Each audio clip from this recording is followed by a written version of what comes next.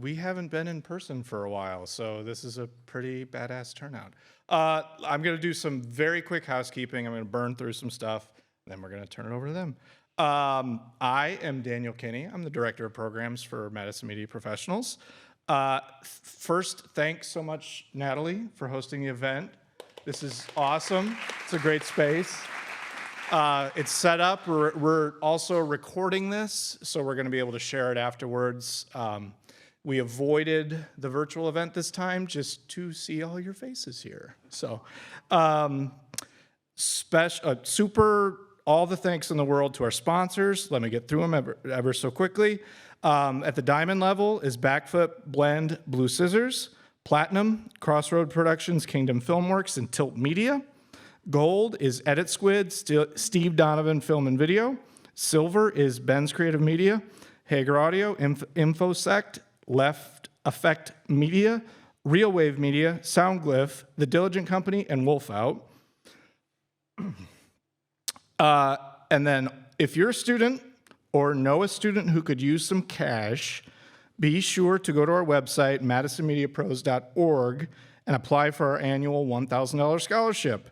Applications are available now through May 31st for students enrolled in the fall semester of 2022 or are within 1 year of graduating in a media communications related field. Okay. So I'm very happy tonight for 3 reasons. Number 1, we can all be here in person. Number 2, that we have all these badass women in one room. And number 3, I am not moderating. If you've been following any of our virtual events, we've been doing a ton of virtual events. COVID, if you've been attending any of our virtual events, you've had way too much of me for a lifetime. So I'm so happy to turn it over to Andrea, who will be moderating. Let me introduce Andrea real quick, and then she is going to introduce all of our panelists. Take a breath, let me get through it. Andrea is the editor of Madison Magazine. When she assumed the role at 27 in 2019, she became the 43-year-old publication's youngest editor in its history. In her first full year as editor, the monthly magazine won the City Regional Magazine Association General Excellence Award, which is the highest honor in the national competition. She's been with the magazine for a total of 7.5 years, has written several award-winning Chef of the Year personal profiles, and has grown the magazine's Instagram account from 600 followers to 25,700 followers. She grew up in Rockford, Illinois, graduate of UW-Whitewater, and started her career as a general reporter at the Janesville Gazette. You nailed that. And that is Andrea, and now I turn it over to Andrea. Awesome. Well, thank you. I didn't know I was doing you a personal favor by moderating tonight, so you're welcome. But I came at this a little late to moderate, but so happy to be here with these awesome women in production and would love to introduce them to you guys to tell you a little bit more about them. I will start with Natalie Hinckley. She is the director and DP at Hinckley Productions and our gracious host tonight. Hinckley Productions strives to highlight a brand's humanity through timeless visuals and compelling storytelling. The company values diversity on both sides of the camera in order to create total authenticity. Natalie has been named 40 Under 40 by Business Equity magazine, amazing. And Hinckley Productions was honored as Wisconsin Business of the Year by the Wisconsin LGBT Chamber of Commerce. Her company has drawn the attention of ad agencies and creative directors alike, building partnerships with brands such as Destination Madison, which helped citizens and businesses survive the pandemic, as well as with the NHL Network, creating content during Pride Month. Our other partnerships include Barnes & Noble, AT&T, Tiki Torch, and Land's End, among others. Natalie also oversees strategic planning for Hinckley Productions' live production division, producing events and streaming broadcasts. Notable productions include the 2020 Wisconsin Democratic Convention, hosted virtually out of this very studio, which is awesome. This is such a cool space. And Natalie has recently started teaching live video production at Madison College. She hopes to inspire the next generation of industry professionals. Next, we have Katie Roach. She is the head of production at Planet Propaganda. She helps to develop scalable solves for clients of every size. She maintains that every production hiccup has an appropriate creative solution and that anything can be fixed if the right collaborative minds work tirelessly together. Katie boomeranged back to Madison and landed at Planet in 2018 after 13 eventful years in the Chicago agency world. She spent time at FCB, McGarry Bowen, and BBDO producing for S.E. Johnson, Miller Coors, Anheuser-Busch, Sears, Kmart, Jack Daniels, and the like, so some huge names there. But her most gratifying productions were often for the nonprofit partners she worked with, namely PFLAG, Meredith's Miracles, and Illinois Council Against Violence. These projects allowed her to help create powerful work that garnered some of the industry's top accolades, such as Cannes Lions, One Show and D and AD awards. Thank you for being here. And then next, we have Chelsea DeCane-Jarabic. She joined the Cap Times in 2020 as the audience strategist, analyzing data and developing strategies for the paper's newsletter, website, and social media presence. In 2021, she became director of marketing and social media for Cap Times and Madison Media Partners.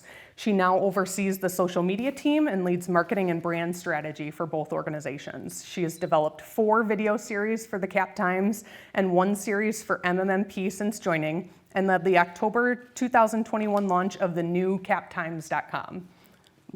Her work experience includes Isthmus, where she was the Alt Weekly's first social media director, and where she also wrote, and then also Design Craft Advertising, where she managed social media strategy for local businesses and nonprofits. She's led social media talks for UW-Madison journalism students and Social Media Breakfast Madison, and her social media work has won a Gold Addy for the American Advertising Federation Madison.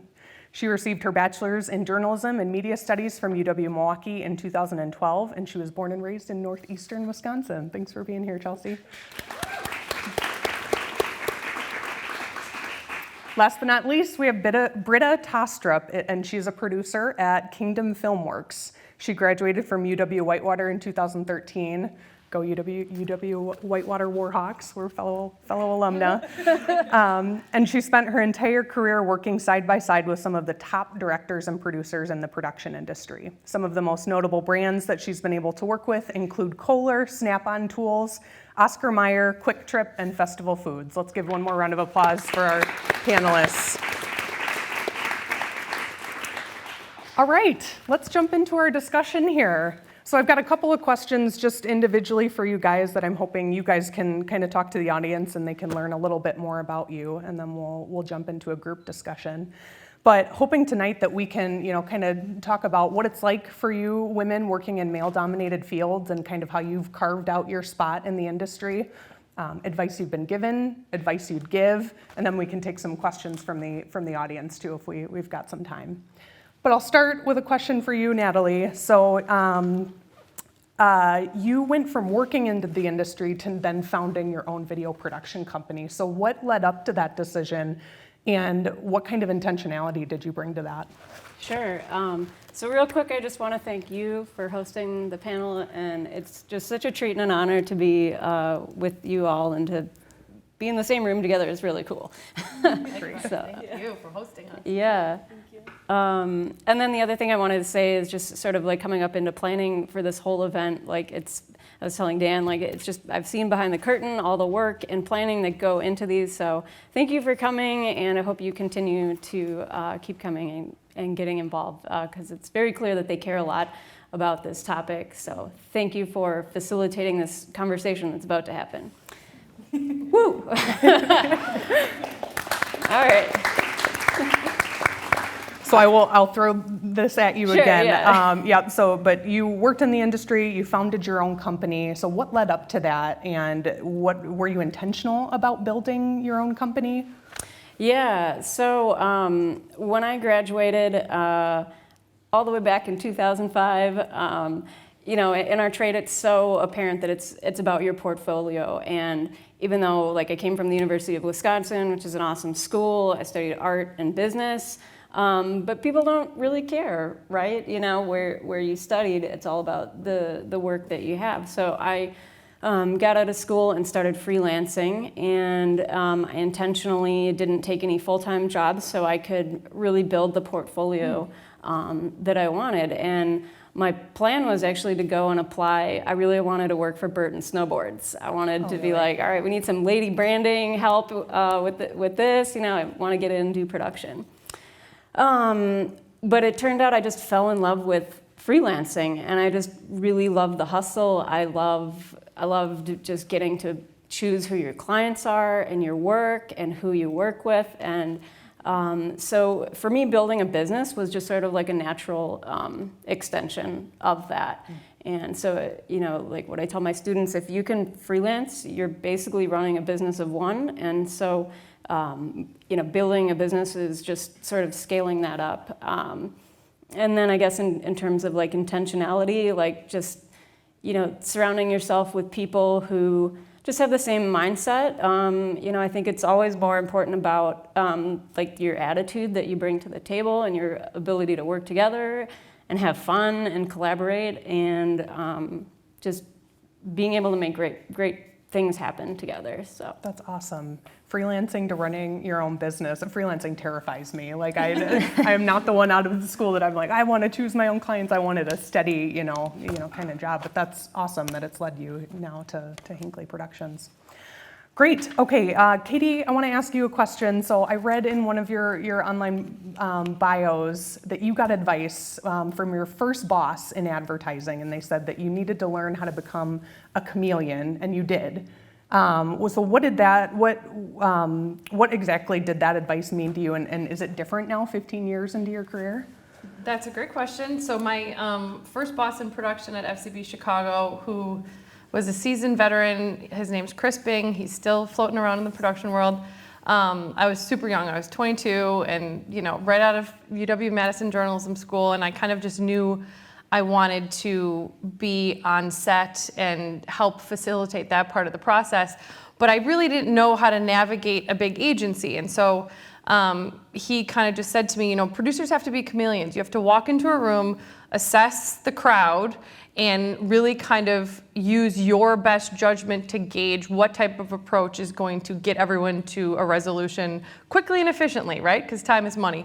So, you know, whether it's the account lead or the client or your creative director or like a really junior creative who maybe isn't as seasoned in terms of navigating an agency or a production, you know, he taught me to just kind of read the room and assess what type of conversation is going to really help get everyone aligned quickly, right? So if you come in too hot or you come in too passive, like that's not really going to help move the needle and get you to delivering a piece of creative. And so, you know, one of my other creatives once told me, he's like, you kind of talk to everyone the same way and with the same level of respect. And I've really tried to kind of make that my goal, is read the room and talk to the most senior creative and the most junior new person in the same way with the same amount of respect. And with that type of mentality, you can kind of navigate anything. And I think that, you know, I think that goes for walking into a room of 10, you know, male creatives or 10 female clients, and kind of just making sure that you keep those two, you know, priorities in terms of how you communicate with everyone. That's awesome. And speaking of that, 10 female clients, 10 male clients. Britta, I wanted to ask you, so we talked briefly offline about how the breakdown between men and women in video producer positions in the US, it's about 27% women. And you said that most of your career has been as the only woman in the meeting, and at a previous company that you worked with 4 other producers that were all men. But now at Kingdom, you're 2 of 3 producers on your team that are women. So you mentioned that was great. I'd love to know how so, and what are the benefits of having more women in the room? Well, if you knew Christy Bridle, you'd know exactly why. It is great to work with her. She's just so dynamic, and it's been an incredible experience to be able to work alongside her and learn from her. She has been around for so long and has had experiences that I have not had in my career. So to be able to pop down the hall and just chat with her, we joke about how, you know, we can look across the room and basically read each other's mind.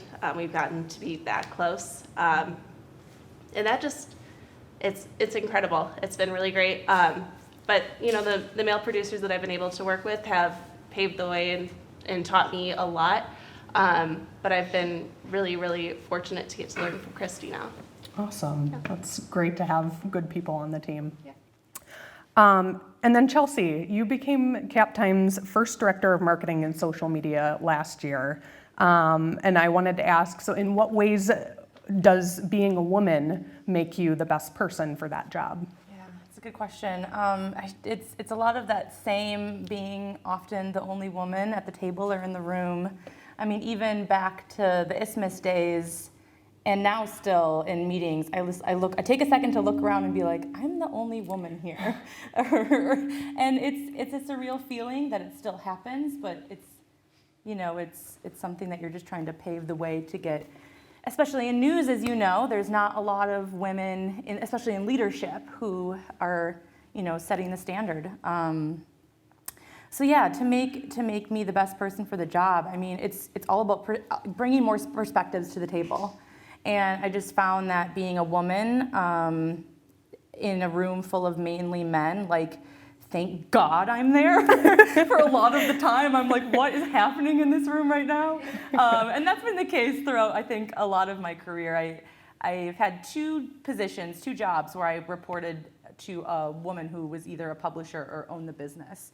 And I took so much from that time reporting to women, and since then have reported to almost like two publishers or two male bosses that were publishers. And yeah, I think it's just that perspective, to have somebody else there to keep in check like those things of importance, whether it's some part of diversity or gender or just like, I don't know, there's a lot of just working in social media and digital marketing, there's a lot of that forward-thinking, progressive state of mind of the internet culture that I think gets lost. And just I often think that like having that perspective at the table helps a lot. And you're a young voice at the table too. So young. Yeah. Do you sometimes feel like, I immediately assume that sometimes you have to speak a little bit louder as a young woman? Yeah, I think we were talking a bit, and I was like, I have to scream a lot of the time to be heard. And that's fine. I mean, it's over the years I've just been like trained in that way. A lot since Isthmus being their first director of social media and then marketing to now of just gaining. To being able to be comfortable with that, to sit in the room and be like, I have to say this many times to get heard, and that's okay because I'm going to keep saying it. And then surrounding yourself, I work with Natalie a lot, and surrounding myself with people like Natalie in leadership positions, in the creative production space is just incredibly inspiring.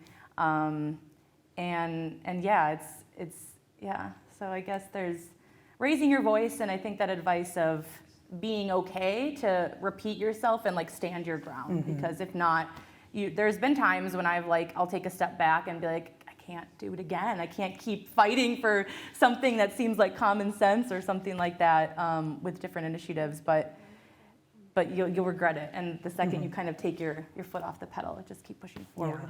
Yeah. And it sounds both of you said you look up to female leadership too, which is great. And it's changing the face of leadership in video production. So I wanted to jump into kind of our group discussion. So a question for you all: how do you see women in leadership changing the production industry, and what would you say are some of the most important things women in leadership, such as yourselves, can do in the industry? I don't want to talk again right away, but my God, okay, I talk about screaming so often. Well, I'll just say, we work with a lot of collaborators on different series at the CapTimes and Madison Media Partners, and we work with Hinckley Productions on a lot of video series, and there's some other projects in the works, and I've never had the topic of collaboration with other women creators. It's never been like a topic of debate. Collaborations are always a good thing. But for some reason, when I talk about it with men in the industry. And yeah, I'm usually the youngest one at the table too. It's like that fear of competition is so deep ingrained into their souls that it's hard to get it out of there. So I think changing, like seeing more women, I just feel like it's just become a more inclusive, collaborative space. Mm-hmm. And Natalie, you were saying that you lead by example in many ways for a lot of the women around you in your company, right? Yeah, it's kind of funny, like you saying like you have to repeat it and you repeat it many times over, and like, I mean, people who know me, like I am not shy with my opinions, and I'm like maybe a little too like generous in giving them, and maybe I need like more tact from like Katie and like reading the room. or understanding what the room needs. But yeah, I definitely agree with that. Like just like if you think you have a good idea, like just say it, put it out there, because you do have a good idea, and then you just like, otherwise you're just gonna be mad at yourself because like 10 minutes later someone else is gonna say it, and then you're like, oh, I thought of that, why didn't I say it?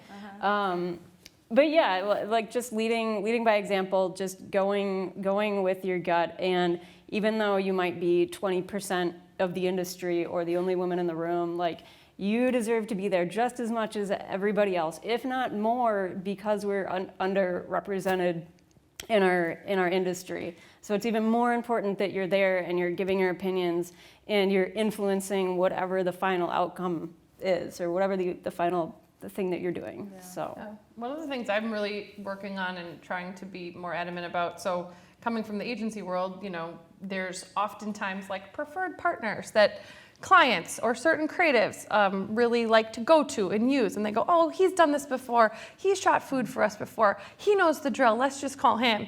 And I, still reading the room, I go, wouldn't it be great if we had like a female perspective behind the lens, since they're X percentage of your client base? And so it used to be called Free the Bid, now it's called Free the Work, is a, I guess you could call it like a aggregate or an online database of all underrepresented creators. So directors, cinematographers, editors, musicians, post houses that are owned by females or other underrepresented communities. And I really routinely basically order my teams to pick someone from that collection of folks, because I don't think you can ever put a price on having a different perspective behind the lens, or as your director or as your editor.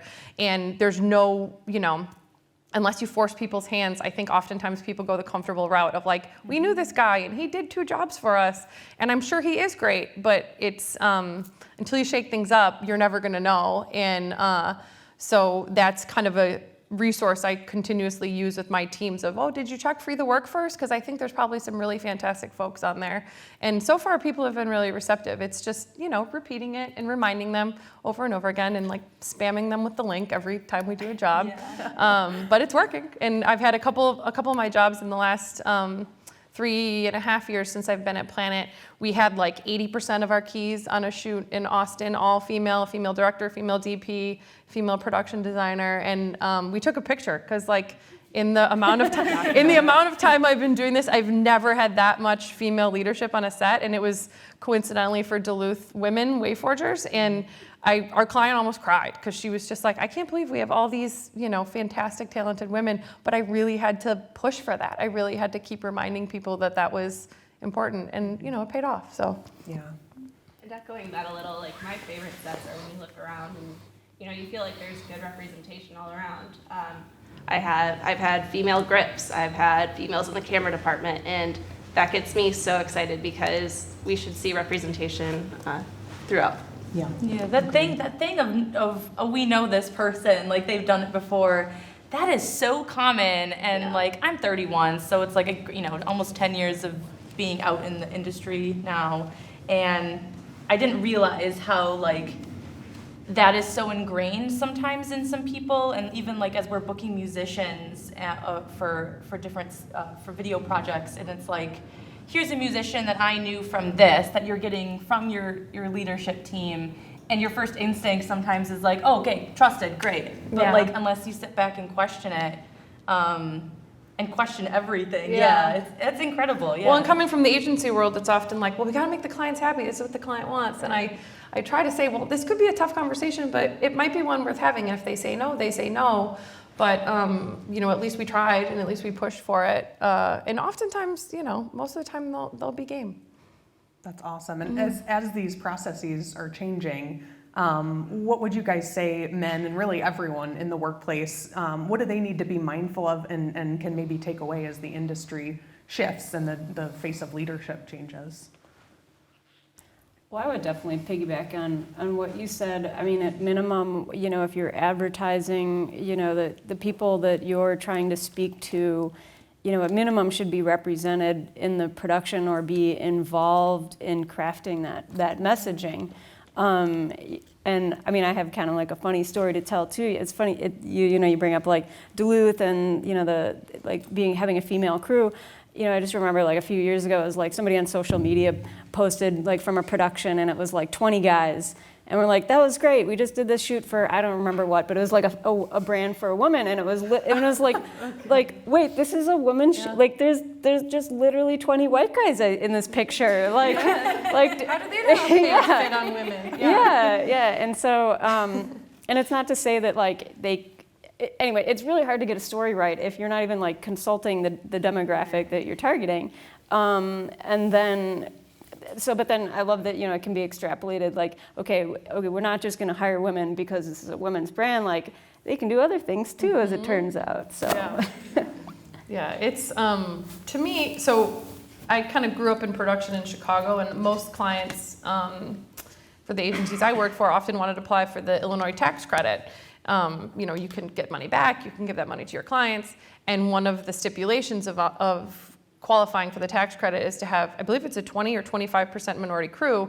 And so to me, that was just kind of instilled upon me of like, that should be the mandate all the time. It shouldn't have to do with the tax credit. You should always have at the minimum a fourth of, a diverse and altered perspective.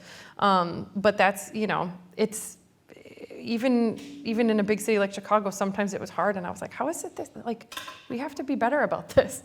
But yeah. Yeah, I mean, I think you're seeing the shift of people understanding that more voices are a good thing, and like, and no one should take it, you shouldn't take it like, for example, we have, for annual events, there's voiceover work that's done with some of the videos, and it's like every year we have this same guy in our team do the voiceover work. Well, does that need to be the same voice and the same guy every year?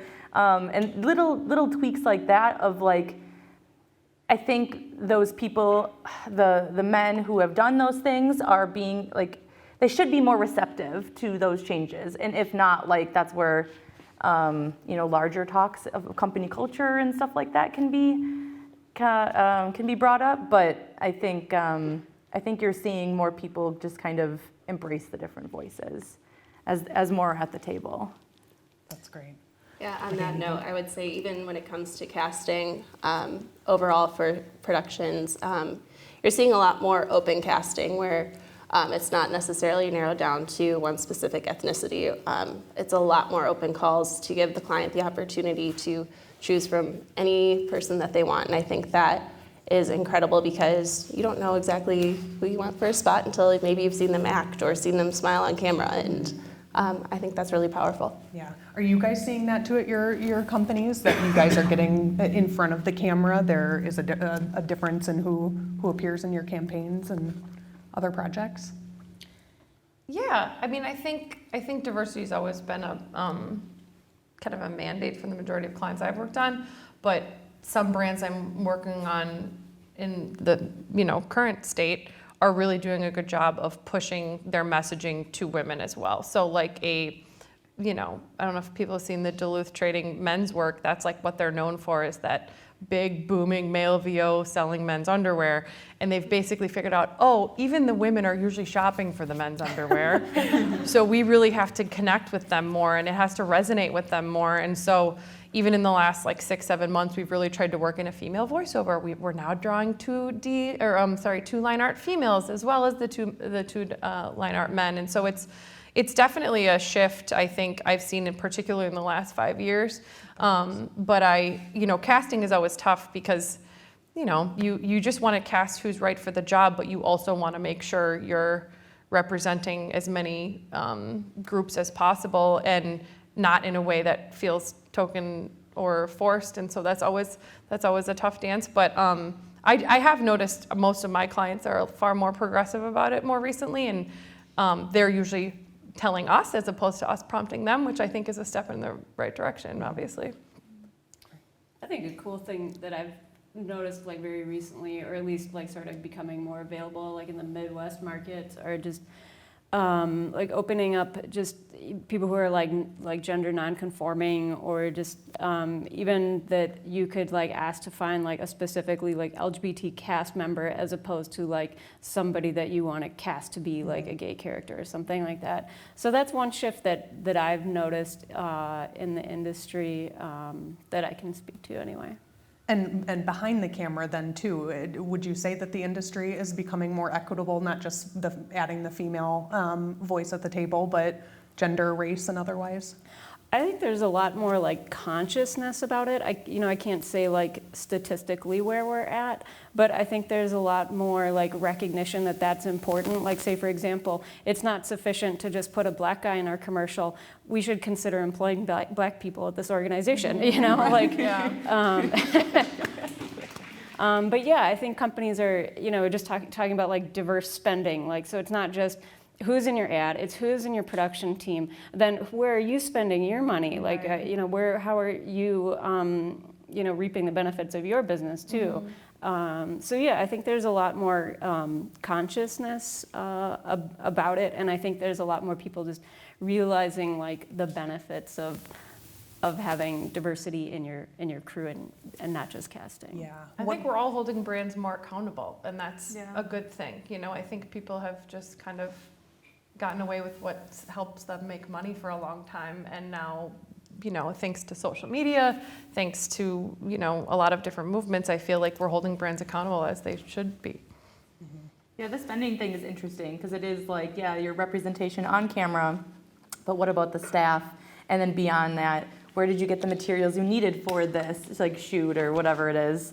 There was something as easy as like we're ordering merch for a campaign. It was like, well, we're all about like the Cap Times as Madison as it gets, but we bought our merch where? So like there's, we didn't buy it yet, so it hasn't happened yet. But yeah, those like little decisions behind the scenes. Yeah. I think the only thing I can add to that is there's still room for growth. We still need to continue to push to make all aspects of this industry more diverse and inclusive. So. Yeah. And back to your guys' personal experiences, I wanted to ask, so how do you acknowledge and why is it important to acknowledge any aggressions or instances of misogyny and other gender stereotypes that you guys have experienced in the workplace? How do you respond to it, and why is it important to? Anyone? I usually speak louder. You do? I mean, as I've gotten older, I've definitely started projecting more, and I think there's something to be said for not wavering and knowing your shit so well that they can't poke holes in it. Because people will try, of all shapes and sizes. And so for me, it's about being prepared and walking into a room and going, I'm probably going to be asked this, and I'm probably going to be asked that, and someone's probably going to judge me for this, and just kind of being prepared with all of that. But it is, I feel like I continue to get talked over, and that's a common thing, and especially the virtual world. It's like impossible to navigate some of those calls. Like I still can't do it, and thank God it's sort of over. But I feel like, there's things I've learned, but to Britta's point, there's a long way to go still. Yeah. We're all still learning and still growing. I don't think I'm as confrontational about it as I could be, and like experiences like this and connecting again with people in the industry to talk about things are super helpful, because it's like, you know what, damn right, I should be like, because there was an experience in the last month where I was in a meeting two superiors, both male, talking at me the same time for probably 20 seconds. Like, it felt like a lifetime. And I was just like, more just like out of body of I can't believe this is happening, because I was just like, And that would have been just like, what are we doing? Like, what is this? Like, do you guys understand? And so like the instances that happen of just like addressing them right away and being able to be confrontational, so they learn. Otherwise, they're not going to learn. Like I say they, but anyone will not learn if if you just move past something like it was no big deal. Because I hear myself saying that all the time, as I'm talking to people on my team or whatever. Even I work from home. My husband works from home, and he's like talking about his team, and I was like, if you don't confront things, and no one will learn and get better. And I think like what we've all gone through in the last I don't know how many years, but if we don't like sit back and address and confront ourselves and confront people, like we won't move forward. So, Britta, do you feel like you have this layer of defense when you go up, knowing that you might experience something like that? I definitely know, like, when I was younger in my career, I was definitely very guilty of laughing things off when I definitely should have said something. And now I'm not that way. No. I'll definitely look someone in the face and say, you can't say that, and correct them. I think it's important to make sure people know that you value yourself and that your opinion is important, and just being there is important. So, yeah. Awesome. Well, great. I also want to know from you guys, what is the best piece of advice that you guys have gotten in your careers? You guys are all, women in leadership in Madison and have had long journeys to where you are. Is there a piece of advice that has stuck with you?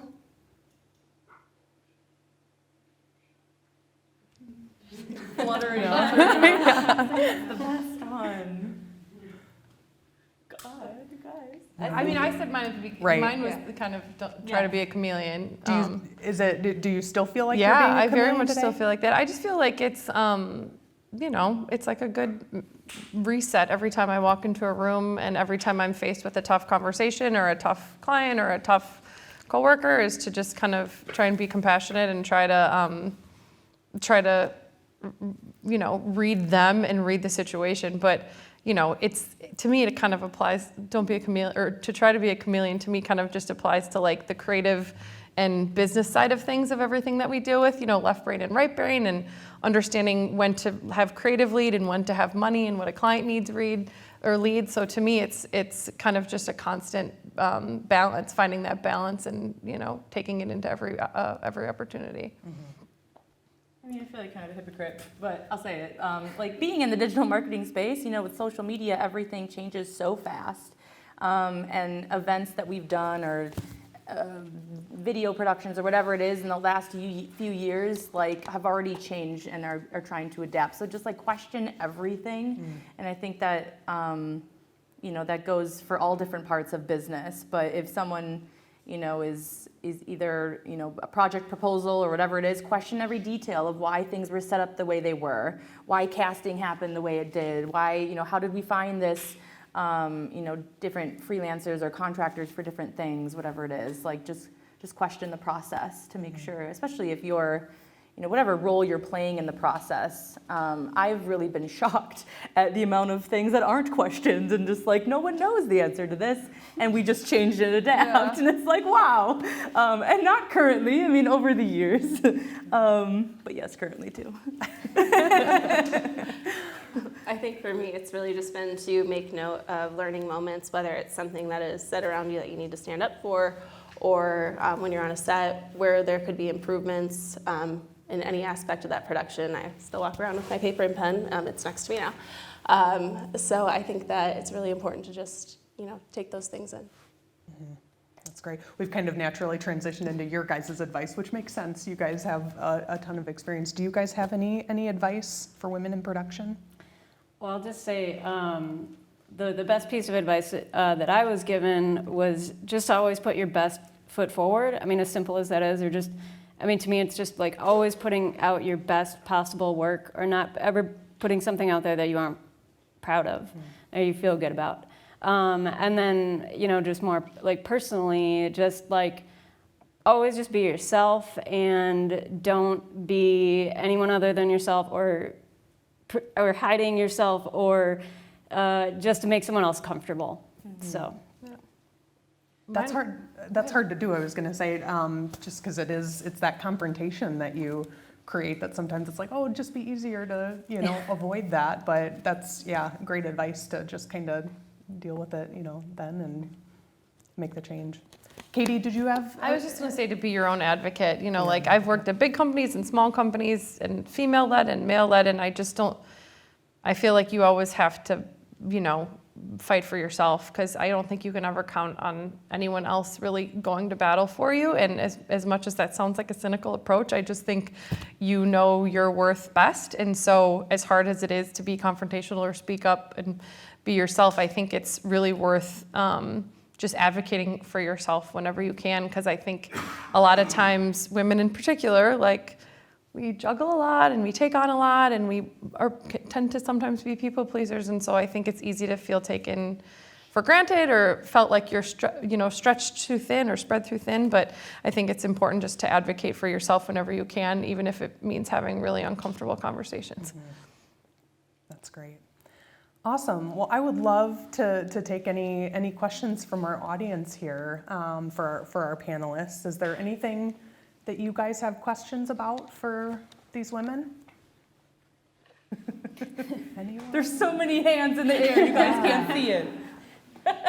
Such a great crowd. Yeah.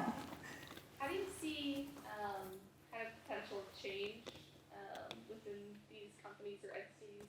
How do you see that kind of moving along in the future? I can say, coming from the agency world, I've seen, you know, I graduated college in 2005, and even then the president of the company I worked for was a woman. She's still the president of Energy BBDO in Chicago. But I've definitely seen creative leadership skew more towards women. A lot of the creative leads when I first started were men, and, you know, to Natalie's earlier point, like, females are buying at the very least half of everything we're selling. And so I think brands and agencies have gotten a lot better about making sure there's creative eyes on a project, as opposed to some of the more administrative roles in an agency, like accounting and, you know, client leads. And so that's really promising for me to see. I've seen it at Planet Propaganda, where I am. There's been like a 50% female leadership now that there wasn't when I started 3 years ago. So to me, I think it's, brands and agencies that aren't doing that right now are being left in the dust. So they know they have to do that because we're holding them accountable. And I think that's kind of the change that had to happen in order to move the needle. I think we're also just sort of proof that things are changing too. Yeah. I had a crazy thing happen this past summer. We had a production, and it was a woman actor, and she was maybe in her like 50s or mid 50s or something, and she said to me, I've never worked with a woman director before. Oh, wow. She's like, this is so amazing. Yeah. This is your studio and this is your company. And to me, I was like, well, that's great. I was excited to hear that, but it was also like, holy shit, you've never like had worked with. Yeah. So I mean, I guess the fact that that things are changing, and that the level of consciousness is now like moving in this direction is great. So. I think as like technology evolves with more positions like opening up and being needed at companies, like that also is just the space for women or whoever to step forward to have representation at the table. Because it's like, we were shooting a video the other week, and it was, we were interviewing a nurse, a female nurse, and then there was myself and a female videographer, and then a female social media producer on the set. So it was all female again, and we did take a second to acknowledge that, oh my gosh, like, look at this room right now, this is great. And my position, I've been the first like social media marketing director since joining ISMIS, so it was like that newness. Like, there was a marketing director, there was not a social media director. So like, and then here at the Cap Times, newspapers and I think news organizations are recognizing the need for marketing, digital marketing, whatever it is, like those types of roles, and they're developing them because they need these eyeballs on things, and not just like, and hopefully that then infiltrates the system, but you know, like it's getting those people in the door. And you had mentioned the example of the woman that she had never worked for a female director before, and she was such a, you know, kind of someone to look up to. Did you guys expect to become such, you know, that your role and being a woman would put you in a position to be a role model just because you're a woman in your position and your industry? I did not expect that. No. No. And I don't know that I am, but all I know is I'm getting to the age now where I do feel like I'm helping to mentor, and that's exciting to me. I felt like I was mentored for, you know, the first 10 years of my career, and sometime in the last 6 to 10 years it's shifted, and that's exciting to me because I just feel like it's I'm super grateful to the both male and female mentors that I had growing up and who taught me how to navigate this world and space. And so it's exciting to have, you know, younger folks come to me and go, how am I supposed to handle this situation? And it's, you know, it's an honor. It's a really exciting thing. Mm-hmm. That's awesome. Oh, sorry. So I'm glad we touched on that, because that's really part of, you know, why we wanted to have this discussion, and, you know, why we wanted to invite everybody in person is to accommodate those mentorship possibilities.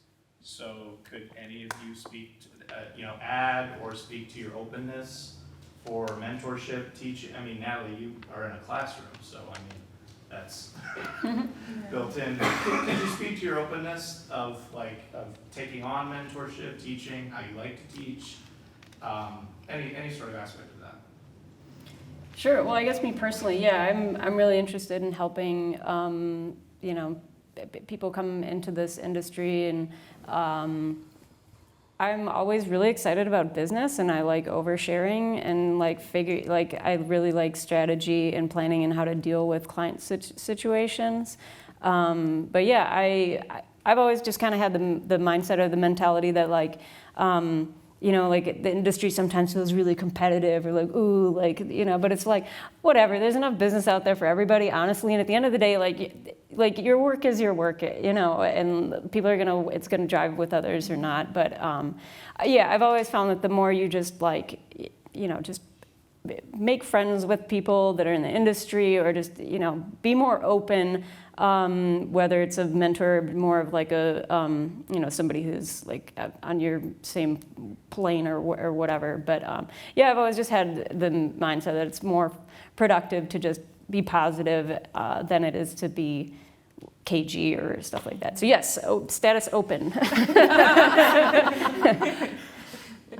Yeah, I mean, I think anytime I get asked like to get coffee with someone, I think it's the same thing where I'm coming into that age too, where it's just like, me? You want to talk to me? What do I know? I'm still learning. Yeah. But like, yeah, anytime like someone, I mean, social media, I get like a lot of messages from people just to get coffee, and you never know where the conversation can take them or take you. Or just like being open for things like this, like this talks with people, and you know, like UW Madison, you know, they have different groups that reaches out a lot for like talking to their students, and like it is so cool because I feel like I'm learning a lot from them, and it's like I'm 31, so I mean, that's a bit older than them, and they, I feel like, are so far more advanced than I was at that age in the social media, digital marketing space, and it's inspiring to see. So yeah, always try to help when I can. Yeah, I would absolutely welcome anyone to reach out. I love my job. I love being able to be on set and to give anyone that experience and get to see what we get to do day to day. It's the most exciting job. It is the challenges are different every time. So you're never going to go to set one day and have the exact same problem the next. So any opportunity that I can have to welcome new people into the production world and onto any set, I absolutely welcome and would love to do. What if someone said no? I'm good. You should say no. They learn how I learn. You might have like some strict NDAs or something. Oh, right, that's true. Can't like do anything. Right, it's good. Sounds like we're all open for business over Right. here. Any other questions? Yeah. I have one. What are some tools in your toolbox that you bring out when you are in a tough situation or that you need to confront someone? What are the things that you cling to and by default, maybe, that help you stay grounded and centered? That's a good question. Anyone? I always just like, don't be afraid to ask someone else for advice, or just somebody for, if you can, like if you have that opportunity to like have a sounding board. And if you can, like try and take 24 hours to respond and just ground yourself. That's really, really hard though. Yeah, I was gonna say I try to take a few deep breaths, or even better, take a 10-minute walk and get fresh air.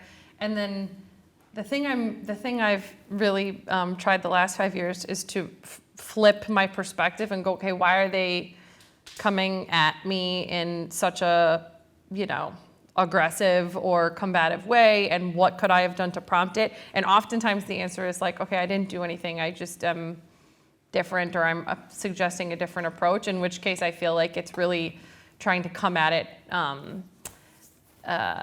in an educational way without being condescending. That's constantly my like battle, is how do I educate without condescending, and what's the right tone to strike? And I oftentimes find that like asking them first, like, what about this is tough for you? Or what about this process is frustrating you? And then kind of use that as a segue to go, okay, well, this is how I like to do it because this was frustrating to me.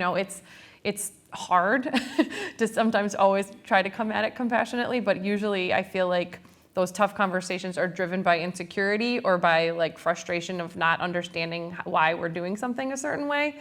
And so I try to find a way to educate without talking down to someone, but it's hard. Nice. Anything else, Britta?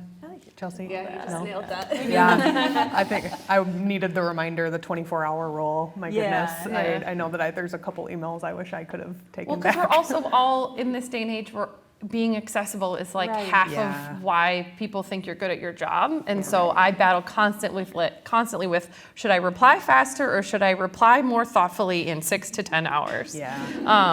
And that to me is like a day-to-day assessment of like, can I put out this fire now, or should I wait till I haven't had as much coffee? It's so true of everything being like, especially since the pandemic, we have so many more ways to get a hold of us. And Yeah. it's like, even I think just today I was like, I wrote an email, like stopped, deleted, redid the email. So like, yeah, taking that cool down is so important. In some ways, though, I found the pandemic and virtual communication or video chatting, it's allowed some people to be more confrontational as opposed to being in a room. And so I always try to read the situation and say, is that person going to be better to address in person, or is a virtual conversation actually going to be more beneficial because they'll be more comfortable in their Right. own space and feel a little bit more contained? I know that sounds like, everyone's trying to get back to everything in person, and I'm fully on board with that, but sometimes virtual conversations tend to be more beneficial because people are a little bit more comfortable.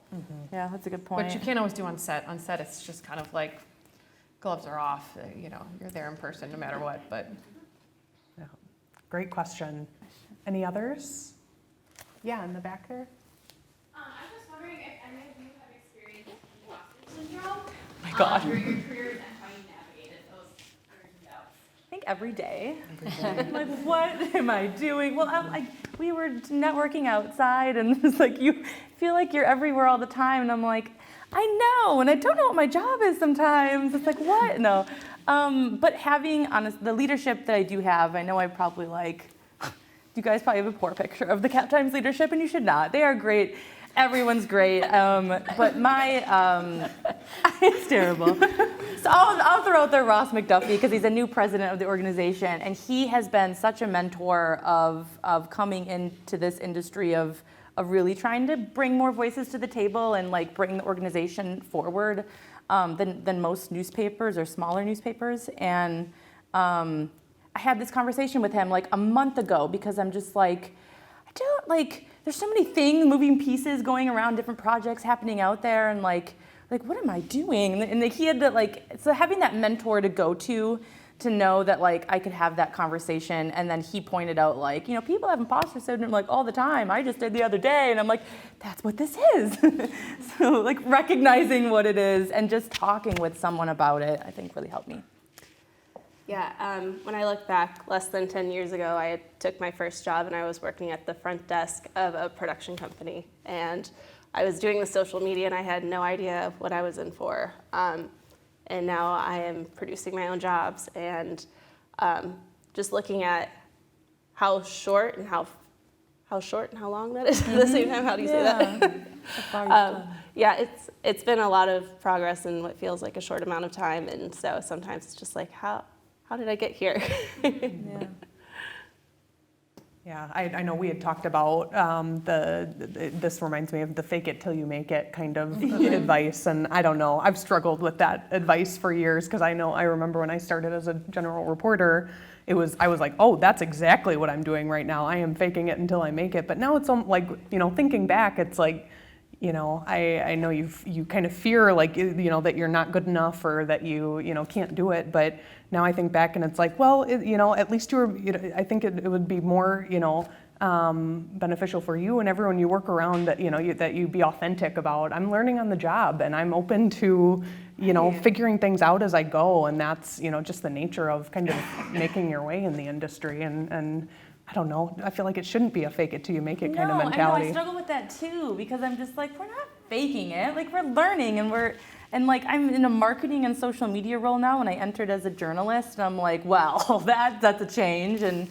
it's not, sometimes I'm like, well, I don't have a marketing degree. Like, my degree being in journalism, I sometimes feel like, well, what do I know about marketing and social media, of just being able to do it. There's so much skill you get from just doing the craft or starting out at some position and working your way up that you can't learn in a school setting sometimes, or like, you know, I don't know. Yeah. Any other thoughts on that before? No? Thought I saw another question in the back there. Yeah.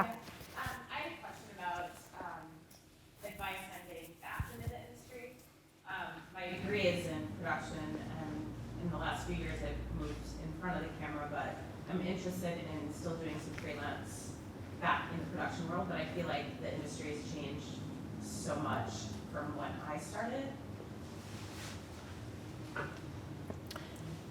I guess the one thing I would suggest or think of is just sort of like what you can do to sort of like, I mean, I guess it depends, like, you know, if your work is like 10 or 15 years old or something like that, maybe just picking up where you left off, or just starting to build, you know, a new portfolio, or just or even just that first project to get you rolling, or depending on what it is, or if you're looking for, you know, are you thinking about going back into, are you freelancing or looking for a job, or what sort of?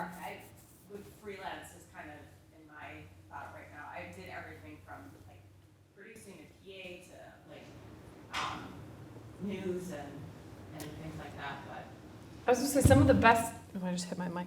Some of the best, you know, partners I've worked with from a directorial or a writer standpoint were talent.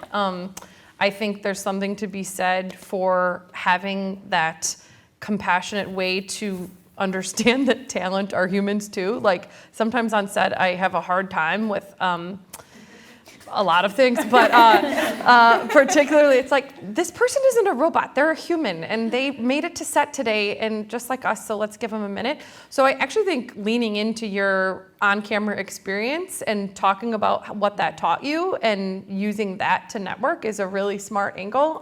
One of my favorite directors in the world is an actor too. He's in Chicago, and I think there's a lot of value in that. So I would embrace the fact that that's the world you were in the last couple of years, and, you know, work through either casting agents you've worked with or productions that you've been on, and go through, like, I save every call sheet because you just kind of go back and go, I really connected with that person and I want to take them to coffee and, you know, pick their brain. Because I think that's an entirely beneficial way of rekindling those, you know, networking relationships. I know. I was just gonna say I was gonna say, hit me up, let's get coffee. Is it tough breaking into this industry, the video production industry? Does a freelancer have to prove themselves and then you go back to them often? See, or? that's interesting because, like, I mean, I've had the most experience with working with videographers for the papers, the ISMIS, and when ISMIS didn't have a videographer role, they hired a freelance videographer, and she was great. Like, she was the first one that she was their second, I lied. But she came in and grew the team to 2, and it started as a freelance role. And so I wonder if there is, and we don't have, we work with Natalie a lot, and it's great. Like, we don't have a assigned team within Madison Media Partners or the Cap Times that is our video crew. Like, so yeah, I wonder if it's like, not that we'll ever be able to take Natalie from what she's built, but I wonder if there is that, like, yeah, there's more of the freelance start and then build your way into what this organization needs is the full-time person. Almost sounds like there's not a natural trajectory for this career, especially since it's changing so quickly. Is that accurate? I've spent the majority of my time in agencies, so to me that's like it's a different world than the freelance production or the production world. And so to me, the agency world is a tough one, but it's easier to network because it's easier to keep tabs on where people are. Whereas in the freelance world, it's like, oh, that person's on a job for 6 weeks and they're in, Florida, and we're not going to see them till they're back. So I do think the agency world is an easier one to get into in terms of structure and moving your way up and kind of like finding a home, for lack of a better word. Yeah, I think video production might be easier to get into, but it might be harder to be established or land in a place that we really want to be. I think can be more challenging, but I think it's a great industry, and I don't know that it's necessarily any more or less challenging than just other fields. So It's interesting though, because I wonder like how, as we've evolved, especially during the pandemic with more video needs, and even before that, I mean, just again, like I'm just trying to think of my experiences as there weren't full-time videographers, and then when I left ISMIS and when things changed, there was a team of 2, so they had nothing, and then a team of 2, and yeah, so it's interesting how it's maybe evolved in the last few years of more in demand. Is the Madison video production community, would you say, a tight-knit group that you guys do? Like, do you guys ever work together in any capacity? I've worked with Britta on 2 things, and then I've worked with Chris Hines, who's right next door. But I've only been back a couple years, so I'm excited because I'm meeting a lot of people tonight. But I will say, like, it seems like a really tight-knit community, and it seems like a growing one. But I'm still relatively new to it, so I don't feel like I can speak to it as much. I do think we have a really awesome freelance community here in Madison, and I think that also stretches down to Milwaukee. I have a lot of great Milwaukee faces out there tonight, so good to see you guys. But yeah, I would say our freelancers in Wisconsin are just fantastic to work with. They're hard workers. You are. You're some of the hardest working people I've ever been able to work with, and we do a decent amount of traveling, and anytime we come back to Wisconsin, we say how much we've missed our Wisconsin crews because, we've been out in LA and, they haven't been as hardworking as some of the people that we have right in this room. So thank you to you all. You guys make the productions. We could not do what we do without all the different roles, so thank you. Amazing. Any other questions from the group? Yeah. I have a question. Some of you have touched on it a little bit, but whether it's, professional, the business side, inclusivity, creativity, what are some of your proudest moments?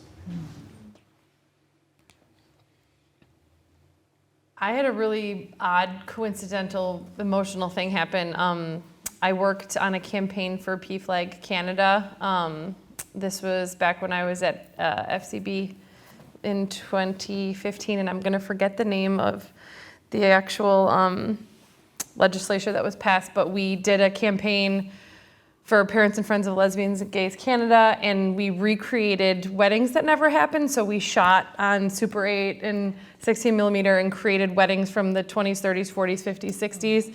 And it got entered into some awards, and we found out it won a Filmcraft Award at the Cannes Lions on the day that gay marriage was legalized. And so it was a really big, happy day, and super emotional. And I think you read about it in my bio, but it was like, of all the client projects, stuff like that, that's just kind of written in the stars as opposed to, something that we planned in production. I know we love planning, but it was just a really happy, happy day.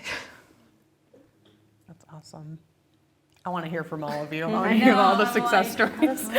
Proudest moment. All right. Well, I have two. So I guess just right after the pandemic, I was so happy and relieved to be able to hire back everybody after being laid off. That was the worst time of my life, honestly. Well, one of the worst was when I having to lay everybody off. But then bringing everybody back was the best. But one of my most proud moments, just hopping on the gay train here,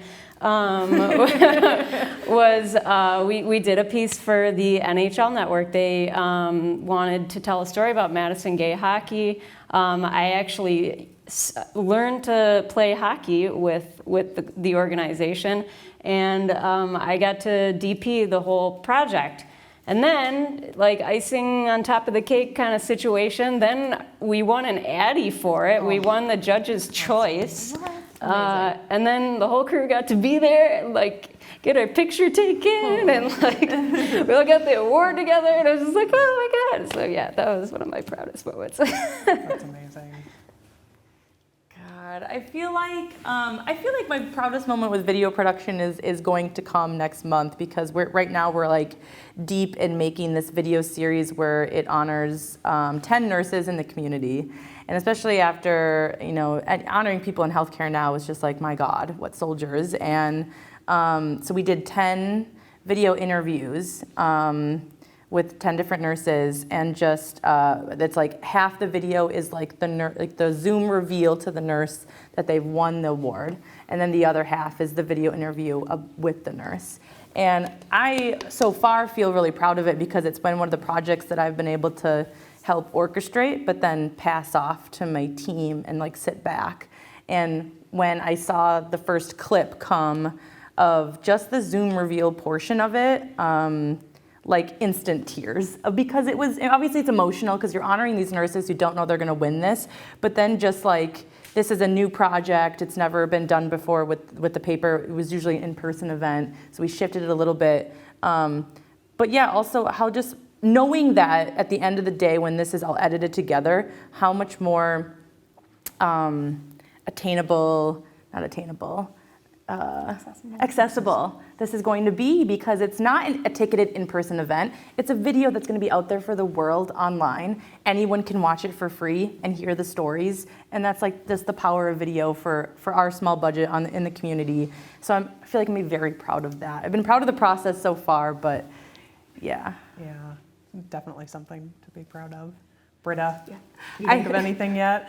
Yeah, I kind of touched on it earlier. There is a production that I did back in the fall of 2020. It was one of the first big shoots back. And it was a week-long shoot down in Milwaukee. Some faces in here were all there. But when you looked around the room, it really felt like it was an even split between who was on set. So, our art department was female-led with 2 additional females, and then 3 males. Our AD was a female, our second AC was a female, and it was just so awesome to look around and say wow, there's great representation here, and it felt really amazing to live in that moment. Yeah, that's so cool. I don't know about you guys, I feel like for us at least, it's been 2020, 2021 have been this disaster kind of crisis response mode, and now this year I feel like we're being really intentional about celebrating the successes, right, and acknowledging that and pointing out what went right and what went wrong too. Have you guys experienced that too? Are you feeling like we're kind of building up our company culture, from what feels like the ground up after COVID? Right. Yeah, I don't think anyone has it solved yet. I think it's still going to be a work in progress. I've had several discussions with it with friends and colleagues and family about, what's the perfect, is it everyone back in person? But we all appreciate the autonomy and the productivity of being at home. And I don't think any of us are ever going to be the same. I know that. But it's, I will say the first time back on set, I was really emotional. I didn't go on a shoot for like over a year. And that being back on set was really powerful. It made me reappreciate in a new way what we do and what we can bring, Awesome. Good question. Thanks for asking it, Danielle. Any other questions from our crowd? No? We're ending a little early, but I think if that's all we have, thank you guys so much for all of the advice and insight that you've Thank you for given. So hosting. let's Yeah, give a round of applause today.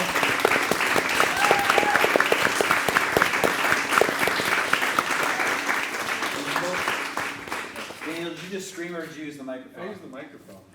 Streaming's fun too. Hi everybody, my name is Steve Cogatelli. I'm the president of Madison Media Professionals this year. And first I just want to thank Andrea for the amazing hosting. Thank you very much. Feel free to give them a round of applause, yes? Thank you to the exceptional guests, Katie, Chelsea, and Britta, for coming out, sharing their stories, their successes, and their struggles working in this industry. So give them a round of applause, please.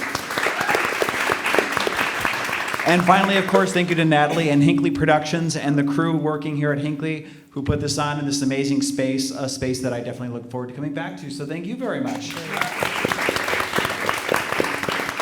And now, hopefully we can convince you to stick around a little while and answer questions, because if some people don't like asking questions in a big group, that's fine. We encourage you to come up, say hello, introduce yourself, network, both with these very, very talented ladies up here and also the members of the Madison Media Professionals Board who are here as well, because that's exactly why MMP was built. We are here to help facilitate education, to networking between students and professionals in the industry, to help guide you, to help just provide our feedback, and actually just to network within the industry ourselves and to make connections, because Madison's a great place for production. And the more we know each other, the more we work together, the more we can do together. And so that's why MMP is here, to help you and to help, build connections. And with that, I just want to point out that if you enjoyed the event tonight, you can have a student membership in MMP for $25 a year. That's a great deal. Or $80 a year for an individual membership. You get opportunity to join us for events like this, as well as discounts on special events. And most importantly, we also have a $1,000 student scholarship that we offer every year. And you can find details at madisonmediapros.org. I believe last year's winner is here, is she not? Let's see, I thought she was here among the group. But anyway, please take a look at that. And one last thing, after this event, you'll be getting a brief survey. And we really appreciate the feedback on how we can make these events even better. So please, you see it, fill it out honestly. And we take the feedback, and we will do everything we can to make the next event even better. Daniel, thank you for putting on an amazing program. We appreciate it. So go eat the rest of the food so Sharon doesn't have to take it home. And go say hi and ask some questions. Thank you very much. Informal networking. Informal. We're probably going to grab some drinks at Blind Shot afterwards, too, right down the street. Oh, that's the best kind of networking, the informal networking. All right, thank you all very much. Oh, yeah.